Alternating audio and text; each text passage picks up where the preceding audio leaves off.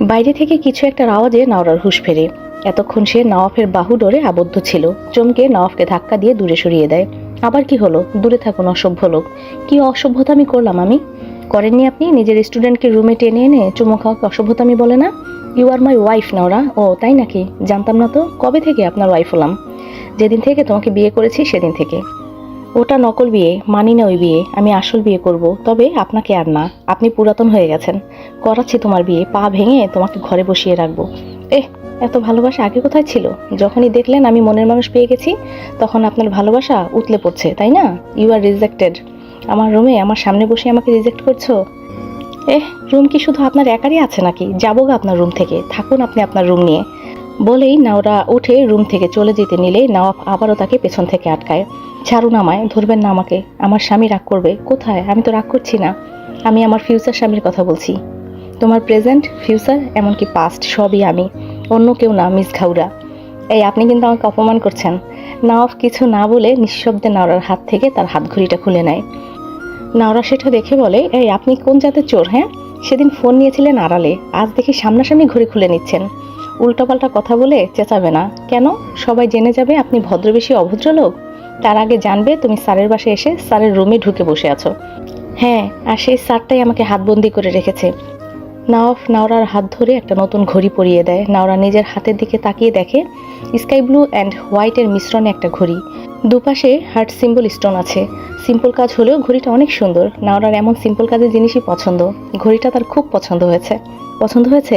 আমি তেমন পছন্দ করতে পারি না, এটাই ভালো লেগেছে তাই কিনে নিয়েছি। খুব সুন্দর এটা। আমাকে দিচ্ছেন কেন?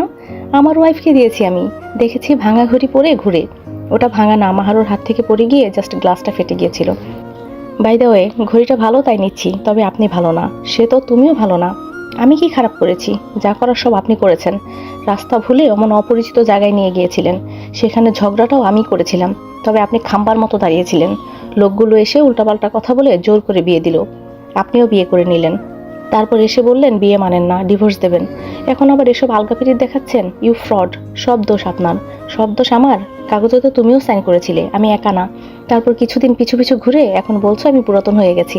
একটা কথা মাথায় ভালোভাবে ঢুকিয়ে নাও নাওরা, বিয়ে যখন একবার হয়েই গেছে তোমাকে আমি ছাড়ছি না। আমি আপনাকে ছেড়ে দেব, চেষ্টা করে দেখতে পারো। নাওরা মুখ ভেঙচি দিয়ে রুম থেকে বেরিয়ে যায়, কিন্তু রুমের বাইরে গিয়ে খুশি হয়ে যায়, আবার লজ্জাও পেতে থাকে। ইস, ভালোবাসে তবে স্বীকার করতে চাচ্ছে না। আপু এখানে কি করছো? তোমাকে খুঁজছি কখন থেকে। আমিও তো তোমাদের খুঁজছিলাম। সাফিয়ারা কোথায়? আর বলো না, তোমার বোন পড়ে গেছে, তাড়াতাড়ি চলো না, সাফিয়া পড়ে গেছে। বলে দ্রুত নিচে গিয়ে দেখে সাফিয়া মাথা নিচু করে সোফায় বসে আছে। নাওরা তাড়াতাড়ি গিয়ে সাফিয়ার কাছে গিয়ে বলে, কোথায় ব্যথা পেয়েছিস? সাফিয়া নাওরার কাছে ফিসফিসিয়ে বলে, ব্যথা পাইনি, লজ্জা পাইছি বেশি। কেন? ওই লোকটাকে দেখো। সেদিনও আমাদের বাসার সামনে ওই লোকটাই আমাকে পড়ে যেতে দেখেছিল, আজও সেম। নাওরা পিছু ফিরে নাহিলকে দেখেই থতমত খেয়ে যায়। আরে এটাই তো সেই ছেলে যার সামনে ও নিজেও পড়ে গিয়েছিল। নাহিল নাওরাকে দেখেই বলে, তোমাকে কোথাও দেখেছি মনে হচ্ছে। কোথায় বলো তো? না ভাইয়া, আপনি ভুল ভাবছেন। আমাকে মনে পড়েছে, তুমি সেই মেয়েটা না, ভাইয়ার ডিপার্টমেন্টের সামনে পড়ে গিয়েছিলে, আমাকে দেখে দৌড়ে চলে গিয়েছিলে। আমি কেন হব? ওইটা আমি না। আমি শিওর ওইটা তুমিই ছিলে। এই মেয়েটা তোমার বোন হয় নাকি? দুজনের কি এমন পড়ে যাওয়ার রোগ আছে নাকি? তখনই মেহেরিন এসে বলে, কি হয়েছে নাহিল, কি বলছিস ওদের? আরে ভাবি, এরা দুই বোনই এমন করে পড়ে যাওয়ার রোগ আছে, পড়ে গিয়ে আবার উঠে সোজা দৌড়। আসসালামু আলাইকুম সবাইকে। গল্পের এই পর্যায়ে আমি আপনাদের কাছে কিছু কথা বলতে চাই। এত কষ্ট করে আপনাদের জন্য সুন্দর সুন্দর গল্প নিয়ে আসি, তবে এখানে আমার কোনো লাভ হয় না। লাভ হয় যারা এআই দিয়ে ভিডিও বানায়। আপনারা দেখবেন ফারুক নামের একটা চ্যানেলে আমার গল্প দিয়ে সব ভিউ নিয়ে যাচ্ছে। গল্পটা কে আনলো, কার মাধ্যমে আসলো, এটা কেউ দেখে না। একটা গল্প র্যাঙ্ক করানো এত সহজ না, এর পেছনে অনেক অনেক কষ্ট করতে হয়। একটা কষ্ট করে যদি ভিউ অন্য কেউ নিয়ে যায় তখন কেমন লাগে বলেন তো? জানি না এটা কন্টিনিউ করতে পারবো কিনা। আর 2-3টা পর্ব দিব। লিংক কমেন্ট বক্সে, ডেসক্রিপশন বক্সে এবং ভিডিও শেষে দেওয়া হয়েছে। ধন্যবাদ সবাইকে। নাওরা সাফিয়া দুজনই লজ্জায় পড়ে যায়। পাশে দাঁড়িয়ে রিশা মুখ বাঁকিয়ে তাকিয়ে থাকে। তার এসব একদম ভালো লাগছে না। ভেবেছিল নিজের দিকে নাহিলের মনোযোগটা নেবে, তা তো হলোই না। উল্টো সাফিয়া বোকাটা পড়ে গিয়ে সব প্ল্যান ভেস্তে দিল। রিশা ভাবছে এই নাহিল ছোট ছেলে হলে বাড়ির মেজো ছেলে কোথায়? নওয়াব বাইরে এত কথা শুনে নিচে নেমে আসে। নাওরা বাসায় আসার পর মাত্রই সে নিচে নেমে এলো। নওয়াবকে দেখে রিশা হা করে তাকিয়ে আছে।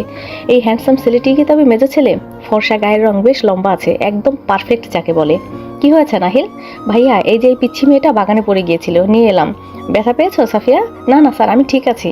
আমাকে স্যার বলতে হবে না, ভাইয়া বলতে পারো। ইলা, ওদের তো রুমে নিয়ে যা, সাফিয়ার একটু রেস্ট করা উচিত। নাওরা বলে, তার দরকার নেই স্যার, আমরা চলে যাব এখন, অনেকক্ষণ ধরে এসেছি। মাহমুদা বেগম তখন রান্নাঘর থেকে আসেন। তিনি বলেন, কোনো কথা বলবে না, বিকালের আগে তোমাদের যাওয়া হচ্ছে না। ইলা, সাফিয়া আর রিশাকে তুমি রুমে নিয়ে যাও, আর নাওরা তুমি আমার সাথে এসো, কথা আছে।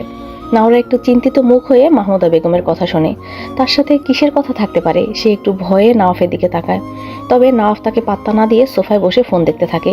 সবাই সেখানে আছে দেখে নাওরা কিছু বলতে পারে না। মাহমুদা বেগমের পিছু পিছু চলে যায়। রিশা আপু, এসো আমাদের সাথে।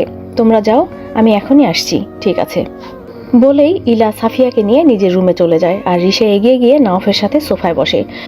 রিশার ভাবসাব দেখেই নওয়াব বুঝে যায় মেয়েটা সুবিধার না, তাই নিঃশব্দে একটু দূরত্ব বজায় বসে। আপনি কি নওয়াব স্যার? স্যার, আমি আপনাদের ভার্সিটিতে ভর্তি হয়েছি, ভালো পড়াশোনা করবে ভালোভাবে। বলছি স্যার, আপনার নাম্বারটা দেবেন, একটু পড়াশোনার ব্যাপারে কথা বলতাম। নওরা তার ফোনটা সোফার উপর রেখেই চলে গিয়েছিল। সেটা নিতে এসে দেখে রিশা নওয়াফের পাশে বসে আছে। এটা দেখেই নওরার মাথা গরম হয়ে যায়। রিশা, এখানে কি করছো? স্যারের সাথে একটু কথা বলছিলাম। বলেই তাকে পাত্তা না দিয়ে নওয়াফের কাছে আবারও তার নাম্বার নিতে চায়। নওয়াফ না করতো, তবে নাওরাকে দেখেই তার মাথায় শয়তানি বুদ্ধি আসে। সে নাওরার দিকে তাকিয়ে একটা বাঁকা হাসি দেয়। তারপর নাওরার সামনে রিশাকে তার ফোন নাম্বারটা দিয়ে দেয়। নাম্বার পেয়ে তো রিশা খুশি হয়ে যায়।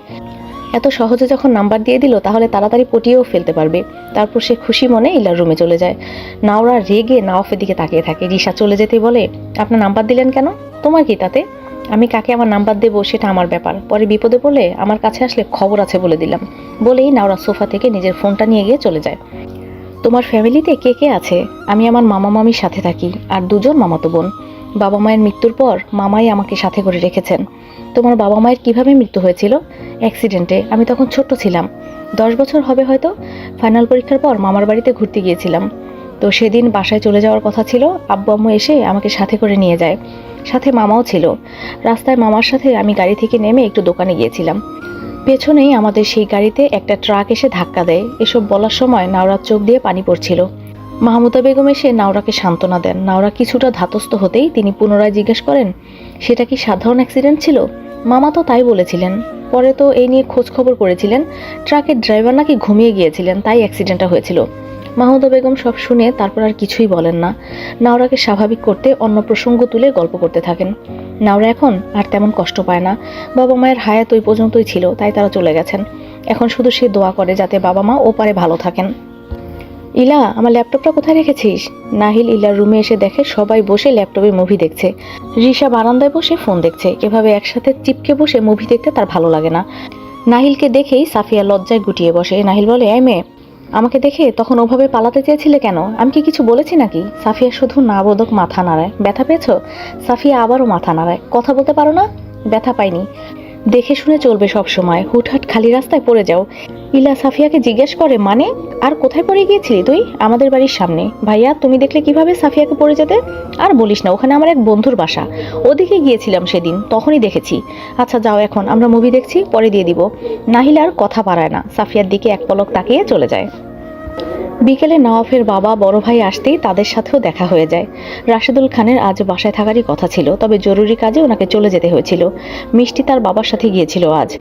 নাসিতে সে নাওরাকে দেখে নওয়াফের কাছে গিয়ে বলে, তোর স্টুডেন্ট এখানে কেন? আম্মু আসতে বলেছিল ওদের। তাই বুঝি তুই আজ তোর বাসায় চলে যাসনি? যা ভাবো তুমি। তাহলে ঠিক ধরেছি আমি। নওয়াফ আর উত্তর দেয় না। নাসিদ ধরে নেয় নাওরাকে নওয়াফ পছন্দ করে, তাই সে ভাবে বাবা মায়ের সাথে পরে এই ব্যাপারটা নিয়ে কথা বলবে না হয়। মিষ্টিকে নওয়াফের কাছে বসিয়ে নাসিদ রুমে চলে যায়। নওয়াফ মিষ্টিকে কোলে নিয়ে বসে ফোন দেখছে। নাওরা দেখে মিষ্টিকে খুব সুন্দর করে কোলে রেখেছে নওয়াফ। এটা দেখেই তার খুব ভালো লাগে।